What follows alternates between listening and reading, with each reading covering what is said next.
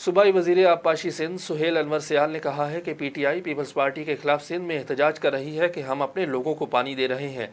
मेरी और मुराद अली शाह की ज़मीनें पानी ना होने की वजह से बंजर पड़ी हैं। तफसीलात बता रहे हैं हैदराबाद से तनवीर अहमद। सूबाई वज़ीर आबपाशी सुहेल अनवर सियाल की कोटरी बैराज ऑफिस में मीडिया से गुफ्तगू करते हुए कहा कि सिंध हुकूमत बिलावल साहब की हिदायत पर वज़ीर आज़म हाउस गई टीपी लिंक केनाल पर 1/3 की मेजॉरिटी से पंजाब की बात रिजेक्ट कर दी गई। पंजाब फिर भी टीपी लिंक केनाल खोले हुए है। 24 तारीख को कमेटी का गलत रेफरेंस देकर पंजाब ने टीपी लिंक खोलने का नोटिफिकेशन जारी किया, जिसे कमेटी ने गलत करार दिया। सिंध हुकूमत चेयरमैन बिलावल भुट्टो जरदारी साहब की हिदायत पे मैं प्राइम मिनिस्टर हाउस में भी गया, मीटिंग अटेंड की।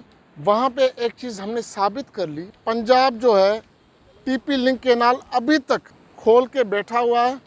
ये सबूत है कि ये इरसा मेंबर ने उनको लिखा कि 1/3 की मेजॉरिटी से रिग्रेट हो चुका है। ये पंजाब इरिगेशन ने एक गलत नोटिफिकेशन के थ्रू गलत रेफरेंस देके जो वाटर कमीशन की जो मीटिंग थी 24 तारीख को, उसमें कहा है, इन्होंने अपने लेटर में लिखा है, और ये मेरा पेपर नहीं है, पंजाब इरिगेशन डिपार्टमेंट का लेटर है, जिसकी बुनियाद पे टीपी लिंक केनाल खोला उन्होंने।